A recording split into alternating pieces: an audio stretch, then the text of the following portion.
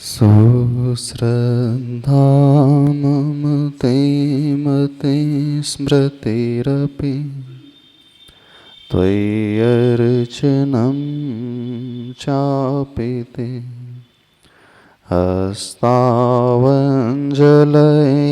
कथा श्रुतेरतः कर्णोक्षि सम्प्रेक्ष्यते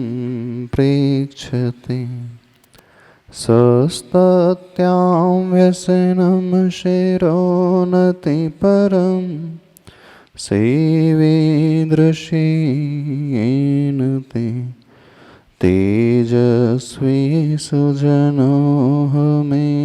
सुकृते तेनैव तेजः पते तेनैव तेजः पते।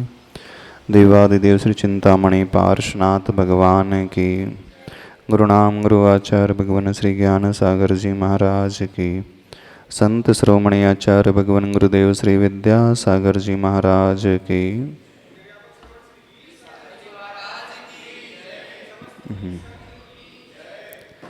हाँ, क्या प्रश्न पूछना है? हेलो। हाँ,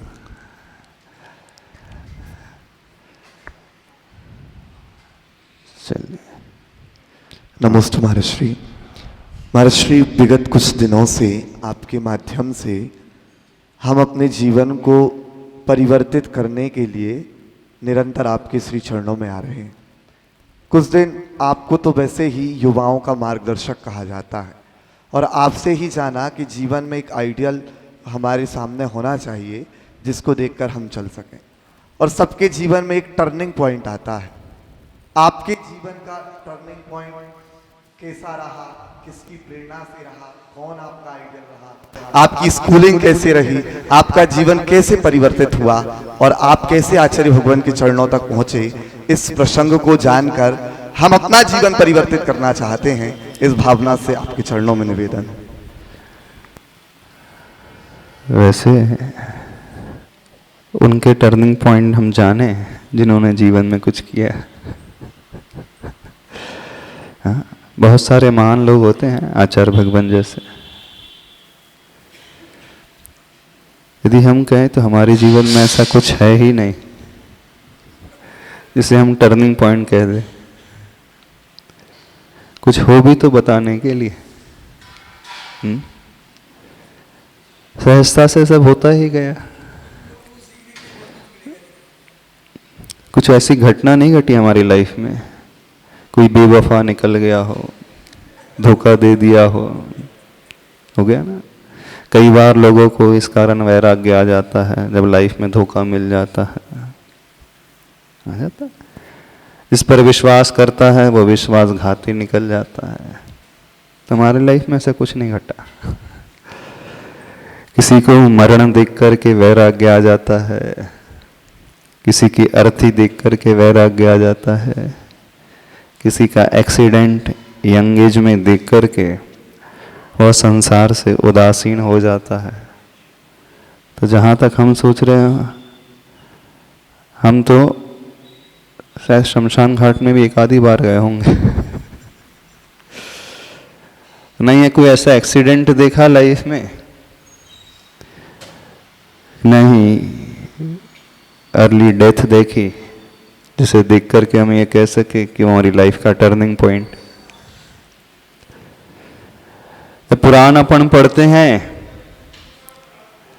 पुराणों में आता है कि महापुरुषों को बादलों के महल को देखकर, उसके विघटन को देखकर के वैराग्य उत्पन्न हो जाता है। किसी को काले बाल कि सफेद बाल कह दें क्या, सफेद बाल देख करके वैराग्य आ जाता है। किसी को अपने वालों को देख करके वैराग्य आ जाता है। अपने वाले साथ नहीं देते हैं, नहीं रहते हैं, तो संसार असार जैसा लगने लगता है। यदि हम अतीत में लौट करके जाएं तो ऐसा कुछ घटा था ही नहीं, ऐसा लगता है। फिर भी कुछ तो घटा था। ऐसा विशेष कुछ नहीं घटा, जो भी घटा सब कुछ सामान्य ही रहा।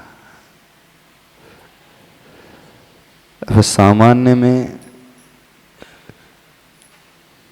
क्या हम कहें, चलो थोड़ा सा बता ही देते हैं। हम ज़्यादा धार्मिक नहीं थे, न ही ज़्यादा प्रतिदिन मंदिर जाते थे, न ही कोई किसी का त्याग था, न ही पहले ज़्यादा कुछ अभिषेक पूजन करते थे, और न ही स्वाध्याय करते थे। जैसे आप लोग जीते हो ना, जैसे आज का यूथ जी रहा है, युवा वर्ग जी रहा है, लगभग वैसे ही थे। हम में और आप में कोई ज़्यादा अंतर नहीं था। हाँ, क्या बोल रहे हैं? माइक से बोलना, आवाज नहीं आ रही।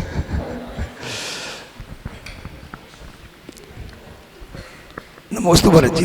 हम लोग तो बचपन से ही मंदिर जा रहे हैं, बिल्कुल सुबह शाम मंदिर के सामने, फिर भी ऐसा कुछ नहीं हो रहा, आप कभी नहीं कर उसके बाद। अच्छा, आप लोग बचपन से ही मंदिर जा रहे हैं, बचपन से धर्म कर रहे हैं, फिर भी कुछ नहीं हो रहा। जब व्यक्ति किसी चीज का आदी हो जाता है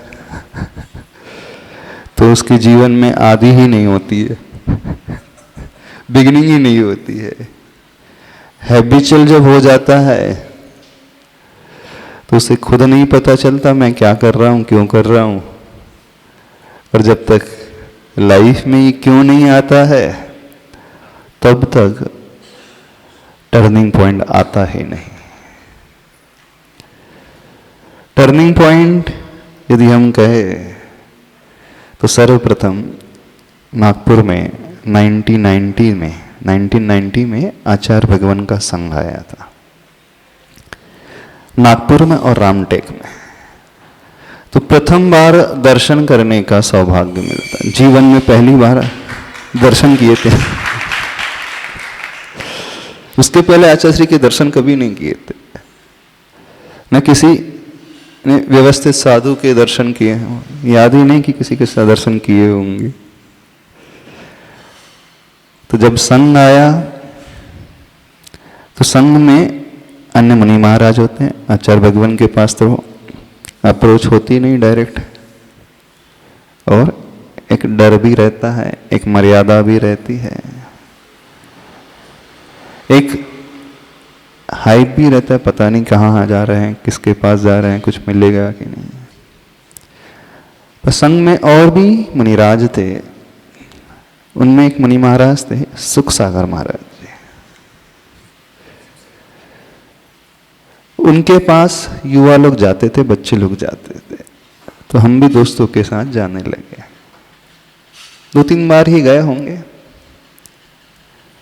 लेकिन वैराग्य के बात के कारण नहीं गए, राग के कारण गए थे, जुड़ाव के कारण गए थे। जहां तक हम समझते हैं वैराग्य कम उत्पन्न होता है शुरुआत में, राग पहले उत्पन्न होता है, और यह राग भी वैराग्य के लिए कारण बन जाता है। मन में क्यूरियोसिटी थी, अच्छा सा लगता था दोस्तों के साथ जाना, उनके पास बैठते थे, वही वृत्ति करते थे, और सामान्य से विचारों का आदान प्रदान, चर्चा होती थी। तो सबसे पहले उनसे थोड़ा सा जुड़ाव हुआ,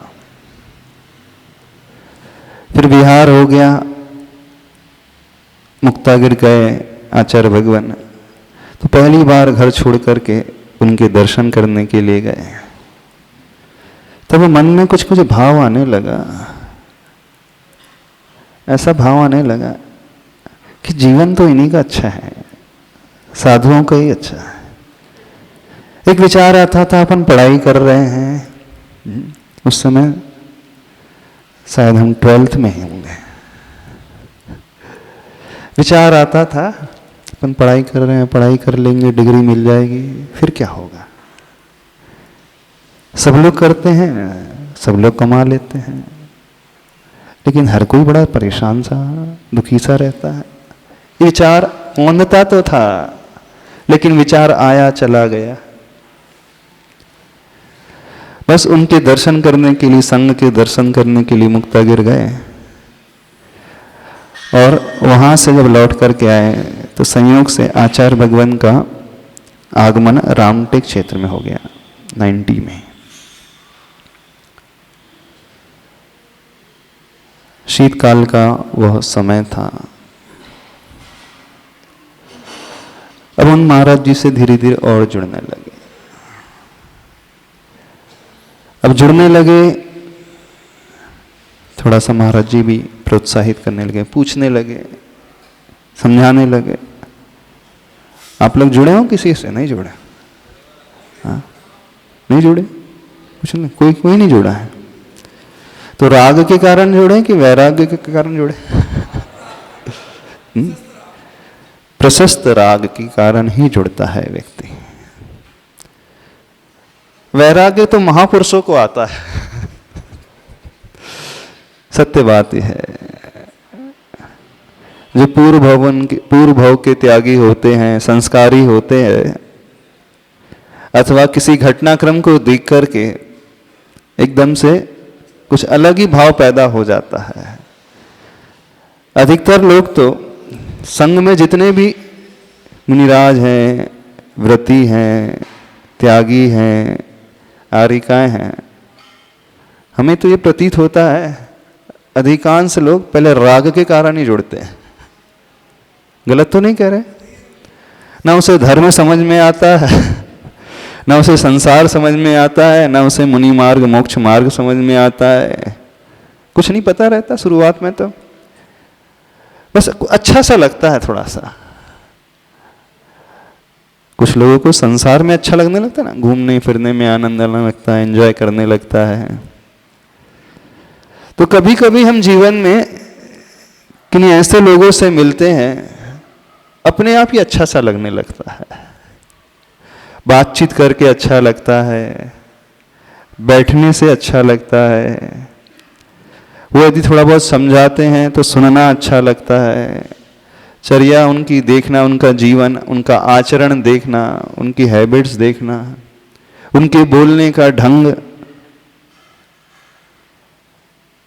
ये देख करके सहजता से थोड़ा सा अच्छा सा लगता है।